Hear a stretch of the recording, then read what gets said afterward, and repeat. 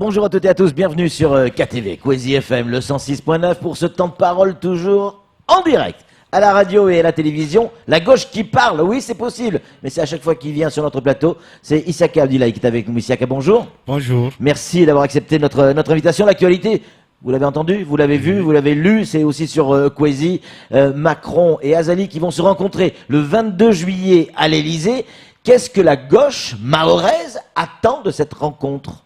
D'abord, il faut expliquer aux Mahorais qu'il s'agit d'une réunion, d'une rencontre entre deux chefs d'État, oui, ce qui est tout à fait normal.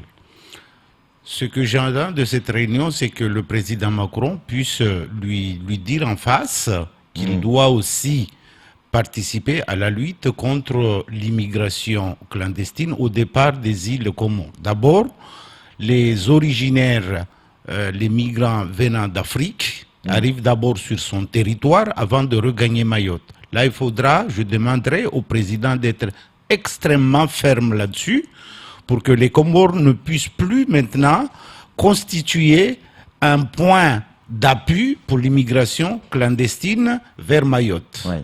Mais est-ce qu'il faut, comme le dit Estelle Youssoufa, avant tout préalable, avant toute discussion sur coopération ou quoi que ce soit, que les Comores reconnaissent Mayotte française, sinon il ne faut pas discuter avec eux. C'est le discours du collectif, et notamment de Estelle Youssoufa. Votre avis là-dessus? On sait très bien ce que les gouvernants comoriens, ouais, on sait très bien ce que les gouvernements comoriens vont nous répondre à ce sujet. Ouais. La situation est très préoccupante en termes d'immigration clandestine sur le territoire de Mayotte. Nous avons un exemple aujourd'hui. L'Union européenne paye au prix fort un pays comme la Turquie pour contenir les velléités d'immigration vers l'Europe. C'est vrai. Je crois qu'il faut trouver les meilleures solutions. Et dans un premier temps, la meilleure solution, ce serait de dire aux Comores, et que le président Azali lui dise ça en face, que, écoutez, vous constituez, du fait de vos rapports avec les pays du Grand Lac, un point d'appui pour l'immigration clandestine. Nous vous demandons, et je crois que ça doit être un discours ferme entre la France et les Comores, nous vous demandons de stopper et d'arrêter, de faciliter, d'être complice de l'immigration clandestine des ressortissants des pays du Grand Lac. Je crois que c'est un sujet extrêmement important. Et puis, le deuxième sujet, et là je demanderai la fermeté du président de la République, c'est l'arrivée massive des ressortissants comoriens. Mais ça, tout ça a un prix. La Turquie, c'est un pays émergent qui a une économie qui se développe très bien. Cela n'a pas empêché à l'Union européenne de lui venir en aide pour stopper l'immigration en provenance des pays de la Syrie ou d'autres pays de la région. Je crois qu'il ne faut plus maintenant trouver les solutions uniquement à Mayotte. Les solutions se trouvent aussi à l'extérieur de Mayotte. Et c'est la rencontre entre le chef d'État, deux chefs d'État, parce qu'aujourd'hui, les Comores constituent la porte. La porte. Kamarboura a une question à vous poser, Issaka. Oui, sauf que, M. Issaka Abdillah, quand on regarde bien Mayotte et les Comores, on a l'impression que Mayotte est l'île, enfin l'enfant légitime, et les Comores, l'enfant naturel, comme on dit en droit. Donc du coup aujourd'hui on a l'impression que le président Macron ne peut pas être plus ferme que ça parce qu'il n'a pas envie de fâcher ni l'un ni l'autre. C'est-à-dire qu'aujourd'hui son discours ferme, ou quand il y aura la présence de Azali et de nos parlementaires et de nos élus, il va pas non plus leur dire oui mais à partir de maintenant je veux plus que voilà Mayotte est française, vous l'acceptez ou pas. Non, je pense qu'il va adoucir son discours parce que pour ces deux enfants, les Comores et Mayotte, ça compte pour lui. Donc, je pense pas qu'il va vexer ni l'un ni l'autre. Non, je pense je demande pas de vexer, c'est de tenir un discours de fermeté. Quel que soit le rapport entretenu entre la France et l'Union des Comores, ils font un discours de fermeté. Le premier, c'est ce que j'ai dit. Arrêter de faciliter l'arrivée massive des immigrants en provenance de l'Afrique continentale. Ça, c'est la première chose. je pense pas que ce soit ce sera une question qui fâche. Je pense que dans l'intérêt aussi des Comores, ils n'ont pas intérêt à voir arriver massivement des immigrants en provenance au départ des pays des Grands Lacs ou de l'Afrique dans un premier temps. Ouais, sauf qu'il y a un vrai business qui est en place. Oui, justement. Pour eux, ils voient l'Afrique comme un véritable business. Oui, oui, c'est pourquoi je demande la fermeté du gouvernement dans ce sens-là. Je ne pense pas que la comparaison, en tout cas nous comparer entre enfants légitimes et naturels est approprié. Nous sommes un territoire français, un prolongement de l'Union européenne, un point d'appui de l'Occident. Alors, la question de l'immigration intéresse aussi bien l'Europe que la France. Et il faut regarder en face le président Azali et lui dire les 4 vérités. Issakia Abdillah, c'est aussi dans l'actualité, les Jeux des îles. Ça y est, on y approche, c'est le 19 juillet, si je ne dis pas de bêtises. Dans moins d'un mois. C'est ça. Voilà. Quel regard vous portez sur ce qui est en train de se tramer, l'histoire du drapeau, pas drapeau, marseillaise, pas marseillaise? Ça vous fait quoi, vous? Moi, j'ai un regard assez dubitatif pour 2 raisons. D'abord, ça fait 4 ans que les derniers Jeux ont eu lieu. 2015. On n'a pas soulevé la question. En moins de mois, on soulève les questions. Qu'est-ce que nous avons fait pendant tout ce temps?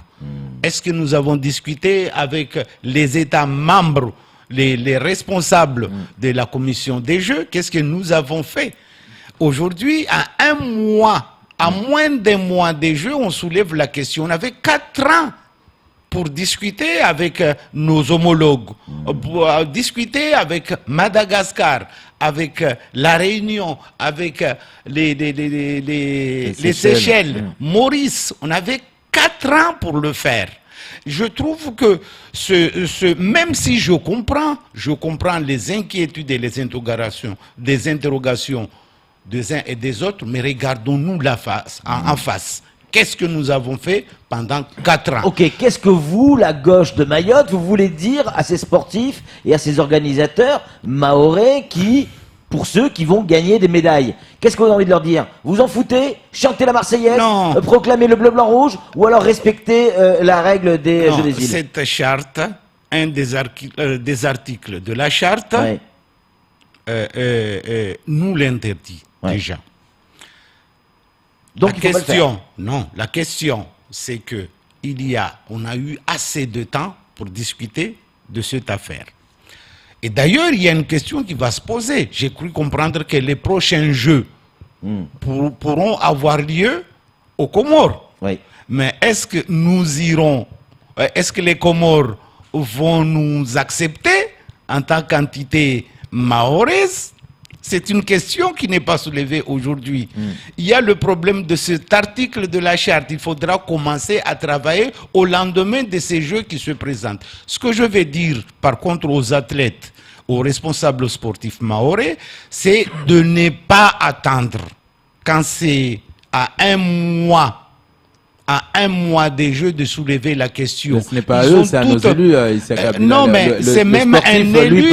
C'est un élu qui a soulevé la question. Exactement. Mais il est élu depuis quand? Je ne comprends pas autant je soutiens Mansour sur un certain nombre de ses positions, autant là, je vois qu'il attendait quelle réponse. Il aurait dû batailler depuis un moment. Et je salue encore, et c'est là où je trouve que je ne suis pas d'accord un peu avec lui, parce qu'il a œuvré avant 2003 pour la participation de Mayotte à ces Jeux.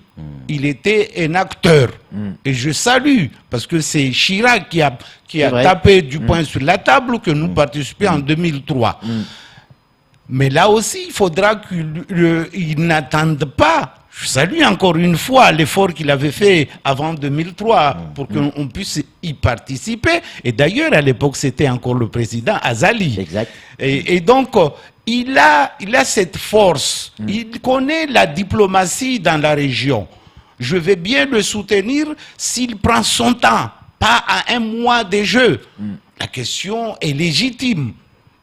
Ça veut dire que là, il faut déjà travailler et Il préparer faut les déjà, prochains. et je lui fais confiance là-dessus. Ouais. Je lui fais confiance là-dessus, Ouais. mais là, la question, je pense qu'il est soulevé un peu tard. Ouais. Ça a créé Comme à chaque un fois, hein. confort.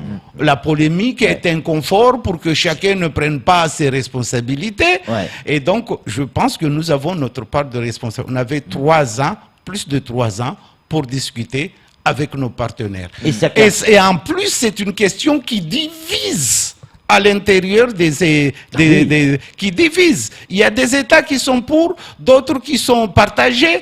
Ouais. Et donc, il y a une fenêtre. Il faut travailler, mais travailler avec le temps. Et nous aurons 3 ans pour discuter avec les pays de la région. Isiaka, j'aimerais qu'on parle du conseil départemental. Vous êtes un ancien élu du conseil départemental, vous connaissez très très bien la maison, vous avez même été directeur de cabinet, si je dis pas de bêtises, sous l'ère Saïd Omar Wali. Il en est où le président? On le voit plus, Isiaka. Est-ce qu'on va le revoir en tant que président au conseil départemental? On a le sentiment également qu'il y a des règles aujourd'hui qui sont pas véritablement appliquées dans ce type de situation. Je pense que le président, il a traversé des moments difficiles. Hein. Oui. Il y a eu un épisode lié aux affaires, il y a lié aux affaires qu'on a tous connues, sa mise en examen, et puis il y a eu sa maladie. Le 30 mars, le président était hospitalisé. Le 30 mars. Il fallait... Donc on constate qu'il y avait un empêchement. Au cours des 2 mois, voilà, au cours de 2 mois, on aurait pu nommer un vice-président délégué. En tout cas, c'est la règle. C'est la règle. Ouais.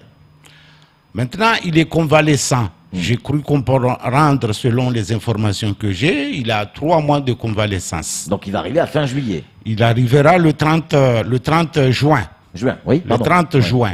Au-delà du 30 juin, s'il est toujours empêché, il sera légitime, il sera insoutenable, et la loi l'indique, il faudra nommer un élu, un vice-président délégué pour conduire les affaires du département. Au-delà de 3 mois, il faudra absolument trouver... Et ça, c'est la règle, Isiaka, ou ça serait bien de faire comme ça? C'est la règle. C'est la règle, c'est la loi. Ça doit fonctionner comme ça. Comme ça. Ça doit fonctionner comme ça parce qu'il est empêché. Oui, il est empêché. Ouais. Que dit la règle? C'est forcément le premier vice-président? C'est forcément le deuxième, le troisième, le quatrième? Est-ce que c'est forcément un vice-président? C'est lui le président. Il peut nommer une personne de confiance. Mais forcément un élu? Forcément un élu, pas forcément dans l'ordre des vice-présidents. Hiérarchique, quoi. Voilà. Et est-ce qu'il peut nommer un élu de l'opposition? S'il lui fait confiance. Oui. S'il lui fait confiance. Ouais. Est-ce que cette absence peut avoir des conséquences aujourd'hui sur le fonctionnement du conseil départemental? D'une manière générale, je prends encore l'exemple du 22 juillet. Qui va aller rencontrer Azali et Macron? On aimerait avoir notre président. Après, s'il est malade, il est en convalescence, d'accord. Mais qui va y aller? Quand on voit qu'aujourd'hui, parfois, avec tout le respect que je lui dois, c'est Moko qui préside le conseil départemental sur certaines séances plénières. Est-ce qu'on va envoyer, par exemple, Moko? Est-ce que c'est une bonne idée de l'envoyer rencontrer Azali et Macron? Moko, je vous rappelle qu'il est élu. Il est élu. C'est pour ça qu'il pourrait être nommé. Il est vice-président. Il pourrait être nommé mais je viens de le dire tout à l'heure, un vice-président délégué, c'est pas obligatoirement que ce soit dans l'ordre de l'élection des vice-présidents. Ceci étant, je l'ai dit tout à l'heure, je pense que le président pourra être à cette réunion, sauf cas de force majeure, puisque sa convalescence se termine, selon les informations que j'ai, le 30 juin. Donc au-delà du 1er juillet, il peut prendre facilement ses fonctions. Camar, en conclusion pour Issa Abdillah. Alors, Monsieur Saka Abdillah, depuis tout à l'heure, Patrick vous nomme la gauche mahoraise. Juste avoir votre sentiment par rapport aux prochaines élections, les municipales. Est-ce qu'aujourd'hui la gauche mahoraise existe? Parce qu'on a vu la décomposition de les Républicains. On ne sait plus si les socialistes existent. On ne sait plus si les MDM existent. Vous, quel est votre sentiment aujourd'hui? Est-ce que vous existez, la gauche mahoraise? Il n'y a personne qui existe. Il existe des hommes politiques, des femmes et des hommes politiques. Je crois que la population, les peuples en général sont extrêmement, je dirais, les gens sont fatigués des partis politiques. Il faut une recomposition. On sera obligé de recomposer. C'est ce que fait Macron. C'est ce qu'il a fait, c'est ce qu'il a fait, c'est ce qui a fait que certaines... Voyez-vous, il dit aujourd'hui, ceux qui arrivent au pouvoir, c'est les populistes ou les gens qui ne sont ni de droite ni de gauche, mais qui prennent à droite et à gauche. Voyez-vous, c'est une tendance mondiale aujourd'hui. Donald Trump, populiste, dans cette grande démocratie. C'est ce qu'il a déclaré ici en Chiabamana. Des populistes qui arrivent. Donc, pour le cas qui nous concerne aujourd'hui, on est obligé de construire. On peut avoir son cœur à gauche, pour certains, à gauche et à droite, mais on peut faire des choses intéressantes. Il y a des bons éléments à droite à Mayotte. Il y a des bons éléments à gauche. On essaiera de faire un mélange et puis essayer d'avancer dans le cadre des municipales. Mais regardez, même les partis traditionnels au cours des les prochaines municipales, ils auront tous des listes dissidents parce que les gens ne se retrouvent plus ne se retrouvent pas dans le cadre des partis politiques. Les gens préfèrent plutôt travailler avec les divers horizons parce que c'est la mode, c'est la tendance du moment. Voilà. Merci beaucoup, Siaka Abdillah, d'être venu sur ce plateau et d'avoir répondu à nos questions. On aurait aimé que ce soit plus long, mais il est déjà 7h30. Allez, c'est tout pour ce temps de parole. Tout de suite, la suite de nos programmes.